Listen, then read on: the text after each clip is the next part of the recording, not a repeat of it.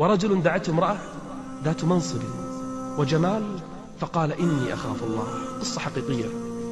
شاب يقول كنت جالس في قهوة، قرأت قصته بنفسي. يقول كنت جالس في المقهى، أرسل قصته لي في البريد.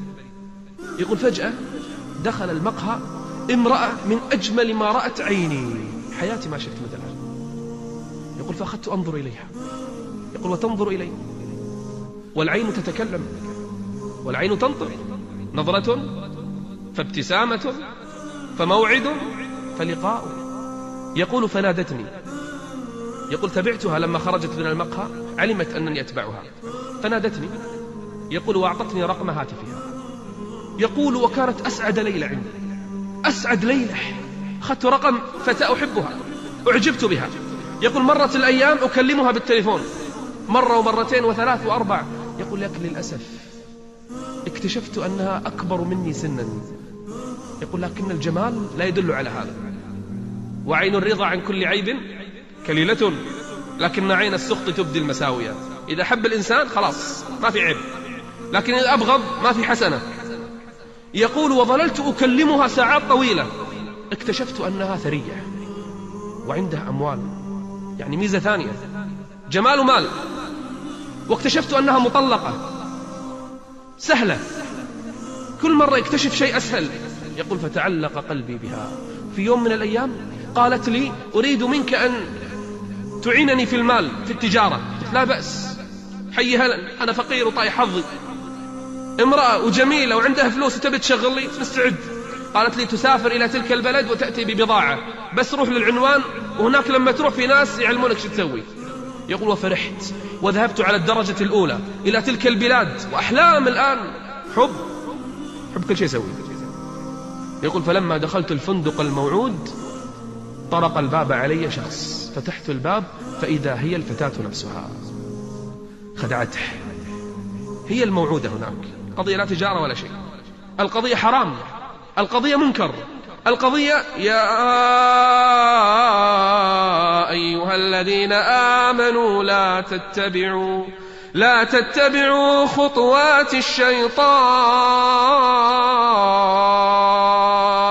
في البداية يا أخي لا تكلمها، في البداية لا تطالع، في البداية الوقاية قبل ما تبدأ الآن في الاستدراج وخطوات الشيطان. يقول فعلت المنكر لأول مرة، ثم المرة الثانية، ثم المرة الثالثة. ولا تقربوا الزنا إنه كان فاحشة وساء سبيلا. يقول قلبي كله تلك الفتاة. شهور وأنا على هذه الحالة. يوم من الأيام يقول كنت مع أخي في السيارة. يقول انقلبت السيارة بنا. يقول أنا ما أصبت بأذى، نجاني الرب عز وجل. يقول لكن أخي، وكتب المنطقة اللي صار فيها الحادث بعد بس ما راح أذكرها. يقول فأخذت أخي مسرعا في الإسعاف إلى المستشفى. يقول الآن أنا همي الآن أخوي، أحبه أخي. يقول وأمام عيني ربما يموت الآن. يقول فقال لي الطبيب بعدما خرج من غرفة الطوارئ، قال نريد الدم الآن حالا، ما ينفع الدم الآن المثلج، نريد دم جاهز الآن للتبرع لهذا الشاب. من أنت؟ قلت أنا أخوك. ما فصيلة الدم؟ كذا. قال يصلح بسرعة الآن تبرع للدم لأخيك قبل أن يموت. يقول عملوا فحص للدم قبل التبرع. أول ما تبرع فحصوا دمي. جاءني الطبيب قال لي ما يصلح دمك للتبرع. قلت ليش؟ أخوي راح يموت.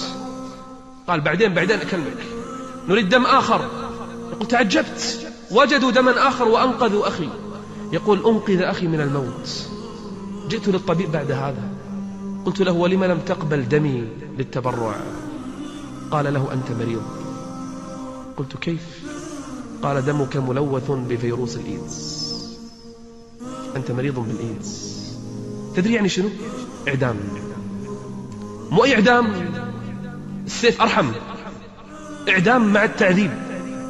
بحياتكم شفتوا فيلم يصور لكم، اللي يتابعون المسلسلات والأفلام والسينما، شفتوا فيلم يصور لكم شلون مريض الإيدز يموت بشكل درامي؟ شفتوا؟ ما قال لي أحد صراحة، لأنهم يعرفون لو صوروا كيفية المراحل التي يمر فيها مريض الإيدز حتى يموت، نص اللي رايحين للشهوات يرتدعون. لكن ما يبون، يخافون الناس، ما يقولون لهم أن مريض الإيدز يمر بمراحل، منها مرحلة الجنون الجزئي، يصير مجنون ويرجع، مجنون ويرجع، يصاب بصداع ما ينفع معه أي مسكن في الأرض،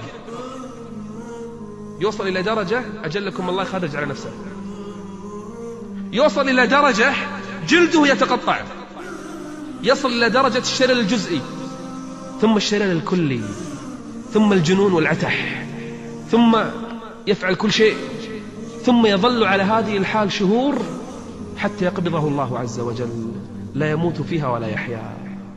هذا مريض الإيدز. يقول فاتصلت عليها، يقول وأنا يعني زعلان الحين وخايف عليها بعد. قلت لها تدرين أني أنا مريض؟ قالت له بما؟ قال لها مريض بالإيدز. ضحكت. قلت لها لما تضحكين؟ قالت له أنت إحدى ضحاياي. شنو؟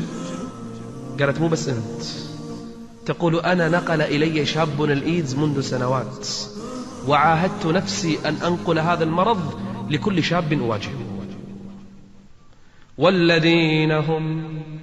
والذين هم لفروجهم حافظون إلا على أزواجهم أو ما ملكت أيمانهم فإنهم غير ملومين.